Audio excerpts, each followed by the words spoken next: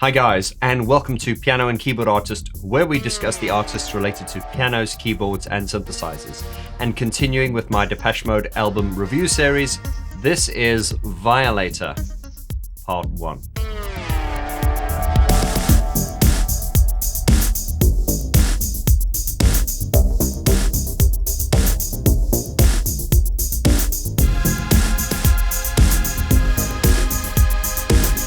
Before we get started, I would like to propose a toast. Today is the 14th of February 2021, and that means Mr. Daniel Miller turns 70 years old today. So I would like you to join me in congratulating Daniel Miller as we raise a glass to you, Daniel Miller. Thank you, sir, and may you have many, many more. Happy birthday to you. I'll drink to that. If you've not seen this video yet, make sure you go and watch it. In that video, I spoke about the importance of Daniel Miller. And remember that I will never take away anything from the band and Martin and Martin's songs and their success. But Daniel Miller was very important in their success, not only signing them, but also, giving them direction and just being there as a fatherly figure, big brother, so to speak. He was really, really important and instrumental in their longevity. So make sure you watch that video. And it's just a small measure. Happy birthday to you, Mr. Miller. This episode, part 1, is going to be a general discussion on the album. There is a lot I want to cover. And in fact, this series is going to be over 10 parts. Because once I get past the sort of history and the general discussion of it, I want to dedicate one episode per song.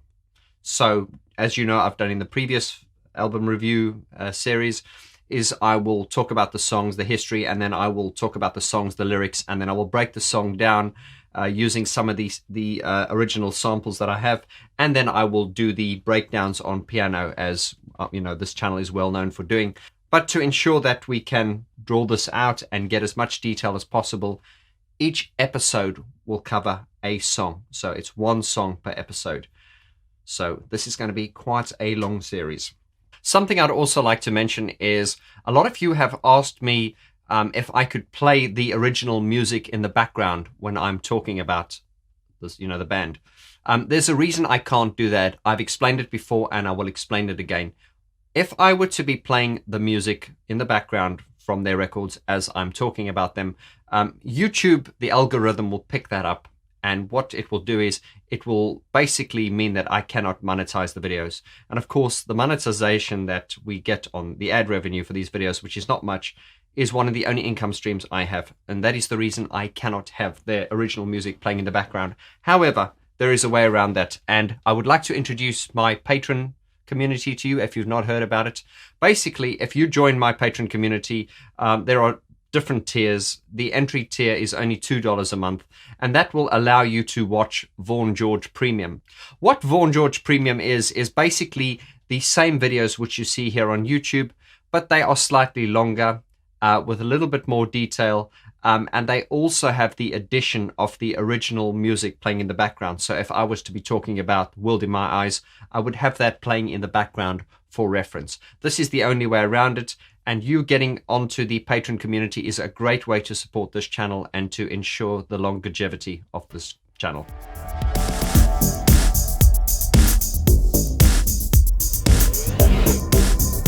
And continuing with tradition, as we do whenever we start a new album review series, we do a recap of the story so far. And the story so far, they have released in 1982, Speak and Spell. Now, we all love this album. We love all the albums.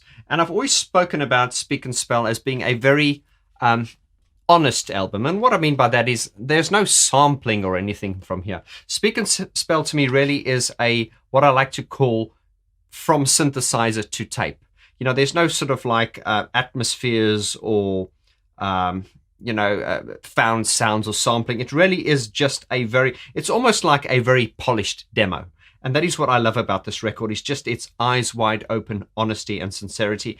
And it has great songs and a wonderful album. Go and check my album review series, which started couple of years ago, and this was the first one I reviewed. 1982, of course, saw the release of A Broken Frame, and this one with the award-winning album artwork sleeve design of photographer Brian Griffin. This album, really, as we know, Vince had left, Martin was left, was kind of thrust in the position of being a songwriter.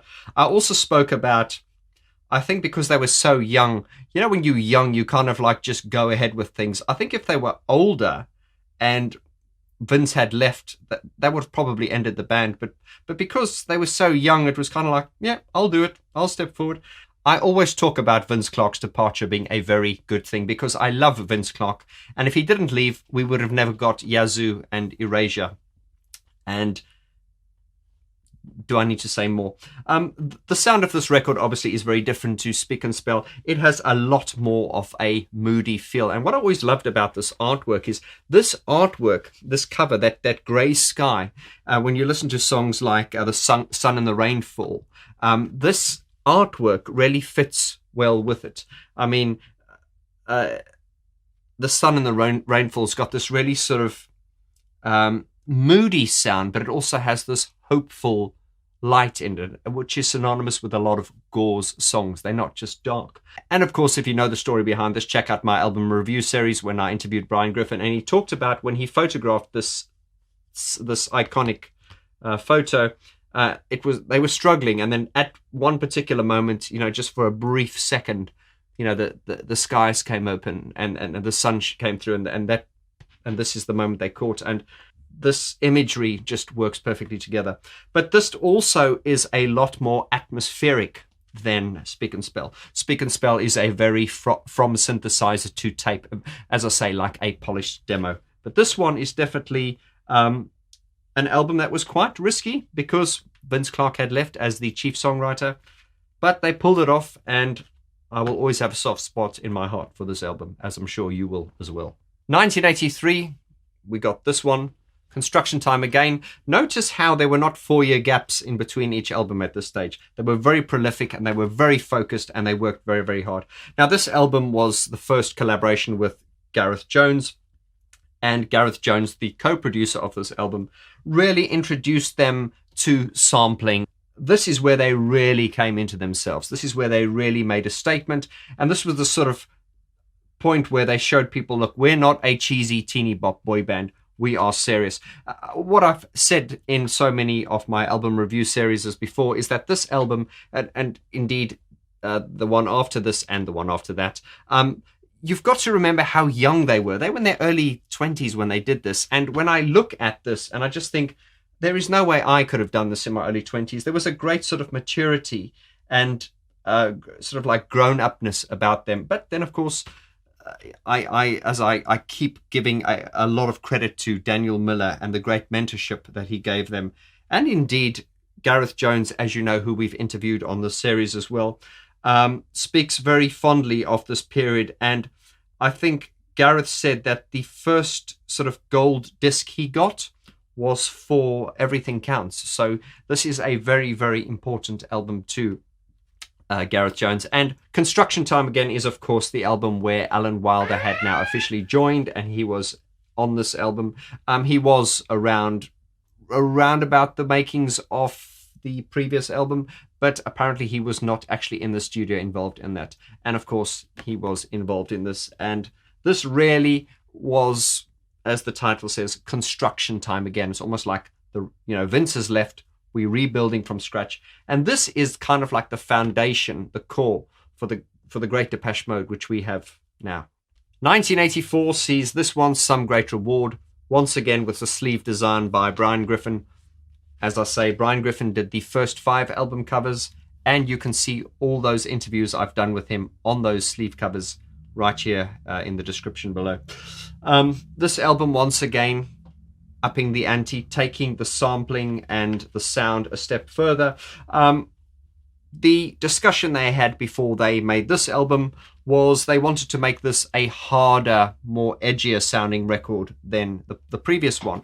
And that was typical of Depeche Mode. Whenever they made an album, it was always, they would never repeat an album. It was always like, okay, we've done this, now how are we going to up the ante? How are we going to move this forward? How are we going to keep true to ourselves, but also surprise people. And you know something, they have always managed to do that. Unlike most bands that will stick to a formula once they've found it, Depeche Mode were never afraid to sort of like stick their neck out and, you know, up the ante and even risk losing some fans. So full respect to them. This is a marvelous album. This really is a marvel of, we can say, songwriting versus composition versus found sounds versus sampling. And this really was, the album before that was sort of like the album that showed people, okay, we are to be taken seriously. But of course, by the time this came out, you know, when People Are People first came out, people were really, really taking them seriously now at this point. And of course, the haters will always be haters, but nobody could really put them down, and people had to realize that Depeche Mode from this point onwards were indeed a force to be reckoned with.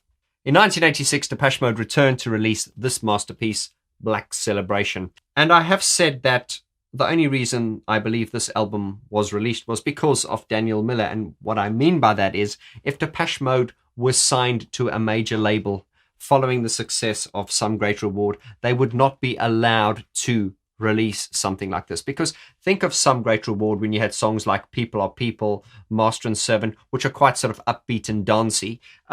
There is nothing really upbeat and dancey on this, I suppose, except for New Dress. This is very concept. This is very dark, very underground. And this is why I give Daniel Miller so much respect, is because he allowed them to release this. Any major label, if Depeche Mode was signed to EMI, they would have been told, you cannot release this.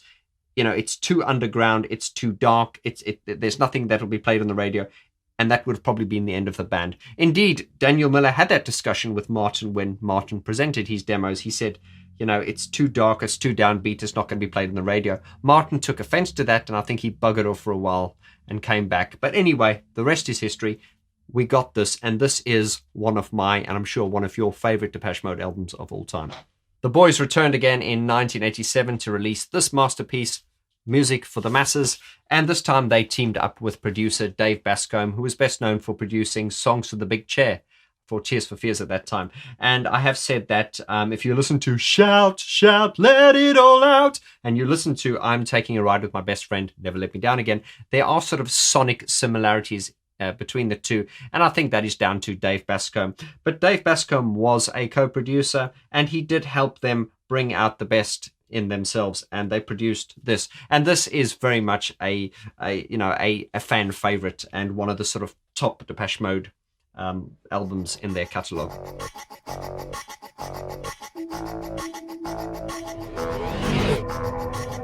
Violator, the masterpiece, was released on the 19th of March 1990, and this is Depeche Mode's most successful album to date, if you base that on album sales. And indeed, this is, most fans will say that this is their favorite album, with the exception of a few who won't, but that's a debatable subject. This album is characterized by its jet black finish and this red rose with the, and it's cut in half with Violator written in the middle. And I just love the back. It's jet black as well, just with the titles. Excuse me, vinyl sniff. This is the gatefold here, and if you open in the middle, there's Martin hugging or cuddling a naked woman. Martin, you kinky bastard! Now, the title to Violator apparently was tongue-in-cheek. This was Martin and them trying to sort of come up with a title that was like so over the top, like with like Metallica and all those heavy metal bands at the time. So they wanted to come up with a title that was so over the top, and apparently Violator was the title they came up with because they thought it was funny and over the top. Well, no one's laughing now, not even Martin, the boy with a golden laugh. And of course, Martin and the band have a great sense of humor. I believe that Music for the Masses came about when Martin saw an album called Music for the Millions. Therefore, they called their album Music for the Masses. So there's always a little bit of tongue-in-cheek with Depeche Mode. A lot of the stuff, although their music is very serious, and I believe that they take they take their music very serious. They take the production and the art and everything that goes with their music, they take very seriously. But I don't think they take themselves very seriously. And I think that's where the balance and the sanity is with this band. You know, if you meet, as I've met Martin Gore, and I'm sure a few of you have met other members, they are the most lovely, down-to-earth people. And I've always loved that about artists, when they can separate their art from, you know, them as people, and they can just be normal without being pretentious assholes. There were 4 singles released to promote this album, the first being in 1989, being Personal Jesus. Now, Fletch did talk on documentaries how they as a band are very cynical, and they always think, you know, that the songs are going to do badly, they're not going to chart, no one's going to like it.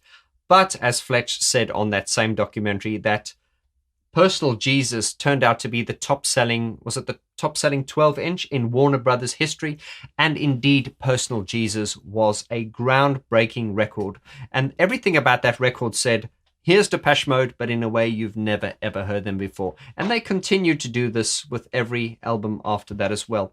And of course, when they released Enjoy the Silence, that was the first song that got me on board as a fan. You guys know the story of how when I first heard those opening chords and the opening guitar riff to Enjoy the Silence, my life has never been the same again. And that might sound dramatic, but it was that point that put me onto the path that I am now. So I've got so much respect to Martin and the band for that. The third single was Policy of Truth, and the fourth single was World in My Eyes, all which will be covered in a lot of detail in future episodes in this series. The studios where this was recorded was in Logic, Milan, Puck. Unfortunately, Puck Studios burned down this year, which was very, very sad. Denmark and New York and London. So this was done pretty much across the world. We're not going to get into it now, but the mixing on this record, I mean, everything on this record is phenomenal. Francois Kevorkian did some outstanding mixing on this record, and that's going to be a separate video in itself. But some of the background on this record, up until this point, whenever they did a record, Martin would submit demos, and very often Martin would submit demos which were very close to the end product. Not sonically, but all the music parts were there. For instance, if you've ever heard the demo of Shake the Disease, of course, the demo of Shake the Disease sounds nowhere as great as the finished product, but you can hear all the little parts, the doot-doot-doot, doot-doot-doot, and the da-da-da-da. All the parts are there. So it was really, here we go, Alan. And Alan going, oh, I see what you're trying to do here. Okay, all right, Mart. All right, Mart. You and Dave and Fletch go and have a drink. I'll do this. Yeah, okay. So that is how they rolled up until this point. Martin would present very, very full demos. He was asked, though, from this point, that he would submit demos that were very, very sparse, very Spartan, very plain. Classic example being the demo to Enjoy the Silence. In fact, I will put a link of that in the description below. And that is really Martin fulfilling the brief. And that was, okay, Martin, just give us the idea so that we've kind of got artistic license and freedom to kind of deviate and elaborate on that. If you're a producer in this group, and I know there's a lot of producers in this community, you will know that when you've done a demo and you've put a lot of detail into it, it's very difficult to kind of deviate from that. So I can absolutely see why Alan had requested that Martin submit his demos in a very simplistic, basic form. So this really gave him the sort of free rein to take it further. And as I say, Enjoy the Silence is a classic example of this demonstration. So check out that demo for Enjoy the Silence and you'll see exactly what I mean. One of the most important reasons for the success of Violator can be put down to the choice to use Mark Ellis, aka Flood, as the producer. In fact, this album credits the producers as Depeche Mode and Flood. I suppose if you wanted to get nitty-gritty about it, you could say it was produced by Alan Wilder and Flood. Now, if you think I'm getting all fanboy, that's not taking anything away from Martin. Remember, I am very, very clear on the fact that these are Martin's songs. And when people get really, really fanboy about Alan, I'm saying, look, it's not a competition. But Alan did have the privilege of working with great source material. That is a very big and separate subject.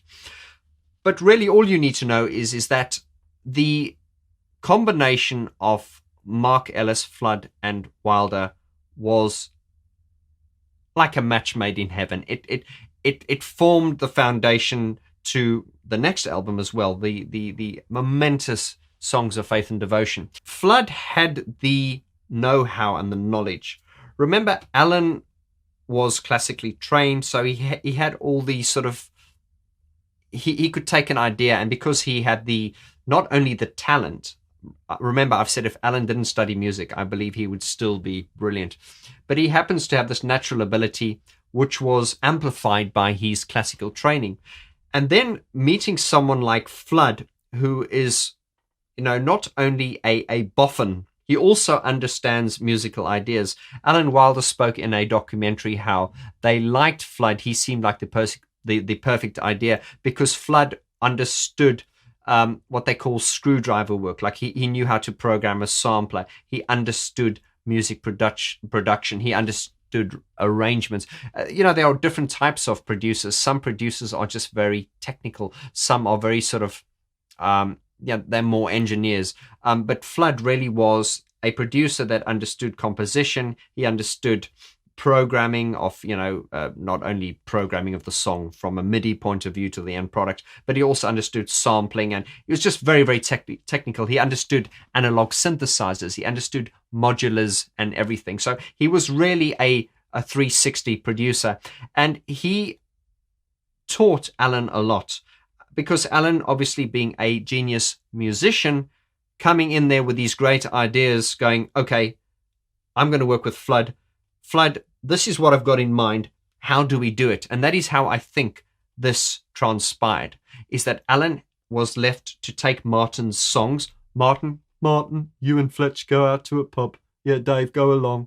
Yeah, don't get drunk. Come back later. Okay, thank you. Bye. He'll send them off, and then they'll come back.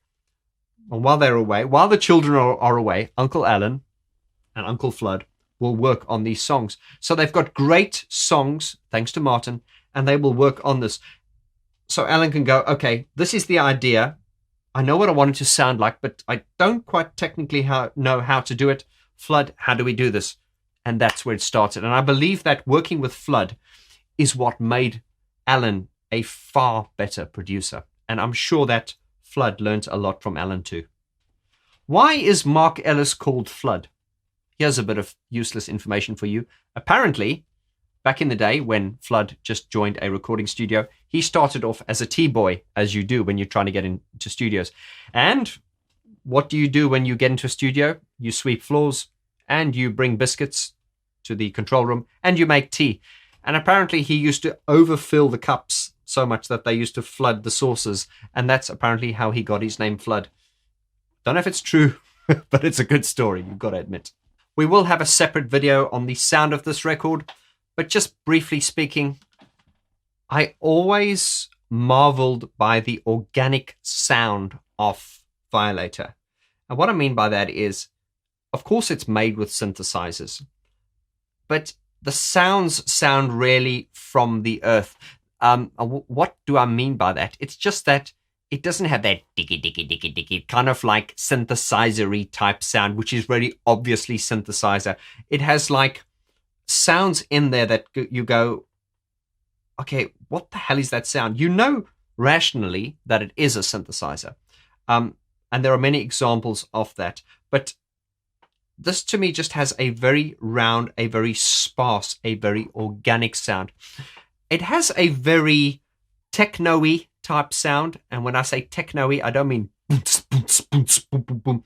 You can hear the Kraftwerk influences in there. It has a very sparse, a very open sound. It's very minimalist if you compare it to Music for the Masses. Music for the Masses was very epic. It was very grand. Think of Little 15, those sort of orchestral layers. Think of Never Let Me Down Again, which is very epic and grand. Now, I'm not saying this isn't epic and grand, but this has got a very simplistic sound. It doesn't have as many parts. However, on first bluff, you might just hear a sound, but when you strip that sound back, There is a lot going on that one sound.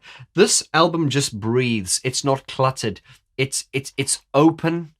It's sparse. And what gives this album so much power on many of the songs is the space between the sounds. That is something you learn as a producer when you're trying to make a song powerfully. You know, you throw loads of things in, and you learn through trial and error, and usually through lots of mistakes, is that the best way to make something work is to take it's what you don't put into it. And there are so many examples which we will talk about on the episode, which is especially about the production on this, where I will talk about what makes the song work and why I feel it works. I get completely fanboy with this. It really is simplistic, but it is complex at the same time. There are orchestral layers in this, and the way this record flows from beginning to end. I use this for people that I coach. I go listen to this, and they go, "I'm not a Depeche Mode fan." I'll be, "Look, if you're not a Depeche Mode fan, I can't work with you." No, I don't say that. But what I'm saying is, just the way this album starts, and remember, the way an album flows is very important. You know, if you're from my generation where we used to buy vinyls, you know, you'd take them and you'd smell them, and you put it. You know, it's when you take a vinyl out and you put it on a turntable, you're making a commitment to listen to the whole body of work. And it's not like these days where you go to Spotify and you pick this song, pick that song. Yeah, I know I'm old and boring, but this just was a time where you would commit to listening to a whole album. And I've always said that this is one of the few albums that I never listen to in isolation. What I mean is, I won't sort of like put on a song and listen to it. I might for reference, but if I want to enjoy this album, I will put it on from beginning to end with a glass of wine, maybe a bottle of wine. And the way this record flows from song to song, it's absolutely mesmerizing. It absolutely is. And I'm going to get fanboy now. I'm going to stop right there. Right, we're going to cap it right there for this introductory video. I really needed this video where I could just kind of flow with it just for a first part. I thought maybe I was going to piss people off by not being specific, but I need a video where I can just sort of introduce it to you, sort of off the cuff and sporadically and spontaneously, as I do on my videos. And I really want your comments in the description below. Let me know what you think of Violator, anything you want to say about Violator. And while you're at it, are there any elements you would like me to elaborate on this series? I think that's very useful before I go and produce the whole series. Let me know what you'd like to see. To let you know, once again, every song will have its own episode. So when I'm talking about a song, I will break it down. Here's the song. Here's the lyrics. Here are some of the keyboard parts. This is the structure. I'll play it on the piano. We will go into a lot of detail, but there will also be a separate video on the B-sides, because remember, there were great B-sides that came out, you know, in the Violator period. Happiest Girls, Sea of Sin, Dangerous. Oh, man. This was such an epic period. It really was. So leave your comments in the description below. Let me know about anything you want me to elaborate on this album review series moving forward. And once again, please feel free to join my Patreon channel. From as little as $2 a month, you can get to see extended versions of these videos with the music in the background and lots of other bonuses. Guys, thank you so much for your support. I really appreciate it. And I look forward to seeing you on the next video. Adios.